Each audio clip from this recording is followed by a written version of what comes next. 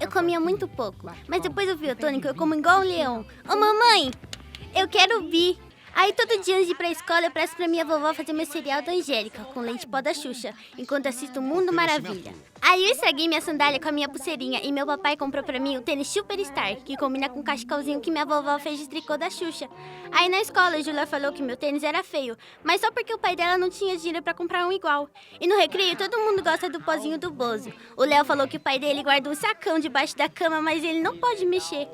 Aí eu dei meu primeiro beijo no Léo, mas só porque eu tinha balinha paquera. A Angélica que me ensinou. A mamãe ficou brava, falou que eu era muito pequena pra essas coisas de adulto, mas eu até uso perfume pra mulher. E sempre que eu chego em casa, eu gosto de ver TV, mas não a da sala. Eu gosto da minha TV rosa. O meu papai comprou pro meu quarto. Eu gosto de ver TV Globinho, Show da Xuxa, O Bozo, Mundo Maravilha, TV Colosso, Angel Mix, Bom Dia e Companhia e etc.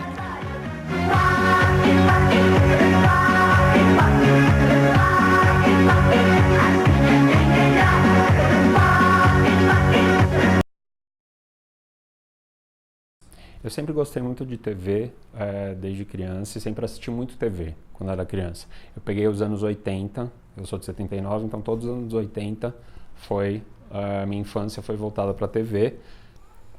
Eu era bem pequena, na minha casa já tinha televisão, eu acho que eu tinha uns 6, 7 anos, eu já tive contato com programas infantis. Como minha família nunca foi afortunada, dos escapes era a televisão, então desde muito pequeno sempre a TV foi auxiliar. Eu assistia depois que eu chegava da escola, né? Antes de eu entrar na escola eu assistia direto, pela manhã principalmente. E depois que eu chegava da escola, né? Quando eu comecei a estudar, eu assistia a alguns programas, tinha alguns programas que eu tinha assim predileção que eu assistia direto. Eles acompanharam toda a minha infância, né? Bozo, Xuxa, Balão Mágico, os programas da cultura. E eles ajudavam a trazer uma certa referência, não sei se positiva ou negativa, mas a nossa referência de cultura do que é certo e errado eram esses programas que apresentavam pra gente.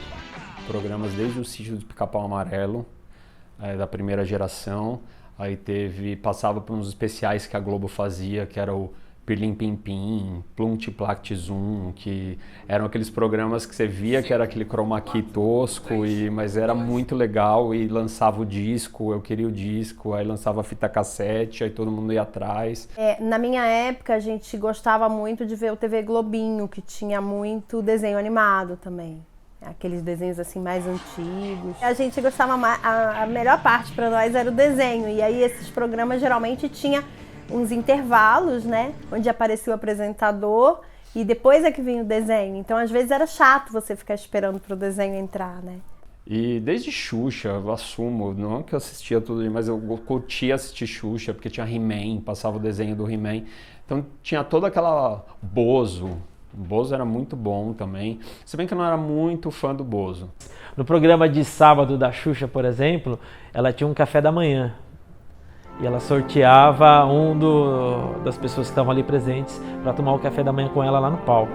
E era um absurdo, porque eu não tinha condições de ter aquele café da manhã e eu babava. Na época só tinha uva verde, só tinha aquela uva Itália, aquela grandona, né? E era uma mesa farta, com bolos e tal. E não era a minha realidade, mas era um sonho de consumo, um café da manhã daquele.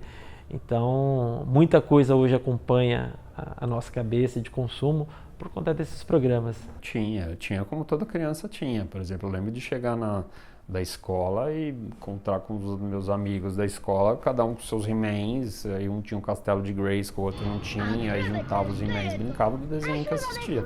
Aí assistia na manhã o desenho no comercial lançava um novo personagem e ia todo mundo louco para comprar e pedia de aniversário, não sei o quê. Thundercats, mesma coisa, teve a fase Thundercats, teve a fase Comandos em Ação, teve a fase Falcon. Olha, eu acho que a galera da minha idade hoje, dos 40, 30 anos, é fruto desse produto, né? Então nós somos uma geração, a minha geração, muito consumista. Então eu acredito que grande parte desse consumismo venha desses programas, desses incentivos que a gente recebia desses programas aí, desses apresentadores. Eu acho que a televisão tinha uma grande influência, porque Porque na época que eu era criança eu não tinha outro veículo, não tinha meu celular para ver, não tinha o YouTube para assistir. Ou era uma revista que eu via que não era voltado, ou era em gibis, da Disney, da Mônica, tinha uns anúncios publicitários, tinha um anúncio do Danone, tinha um anúncio do Pogobol, tinha um anúncio todos os brinquedos da Estrela. O boom da Estrela foi nos anos 80. E todas as propagandas dos brinquedos da Estrela, onde que eles eram exibidos? Ou em gibis, ou em revistas para os pais comprarem para os filhos, e principalmente nos breaks e nos merchandise no meio dos programas infantis, né? Então, sim, teve uma influência grande, sim. Acho que tinha que haver um meio termo, né? Você banir totalmente a propaganda, a gente sabe que a televisão vive da propaganda, ela vive do dinheiro que a propaganda proporciona. Só que eu acho que tudo tem que ter limite, né? Eu acho que hoje está sem limite nenhum. Então, nem 8, nem 80, eu acho que tem que ter um equilíbrio. Eu acho que teve, entre esses dois assuntos, a chegada da internet e a falta do programa infantil, teve um buraco, porque quando os programas infantis deixaram de ser passados na TV aberta e migraram para o cabo, não tinha internet ainda. Então teve uma geração de crianças que elas ficaram carentes, principalmente as crianças que não tinham acesso à TV a cabo. Ficaram carentes dessa programação infantil. Eu acho que é muito diferente. Eu acho que hoje o bombardeio de publicidade, né, é muito grande, né, muita propaganda. Principalmente a gente vê nos intervalos dos programas, né, até dos desenhos, dos canais de TV fechada mesmo, a gente vê uma propaganda assim maçante, né? É complicado porque as crianças, elas ficam muito habituadas a querer aquilo que elas estão vendo, né, na propaganda. Eu acho muito complicado, na minha época não era assim. Eu acho que a proibição da propaganda infantil é mais importante do que permitir que os programas continuem no ar.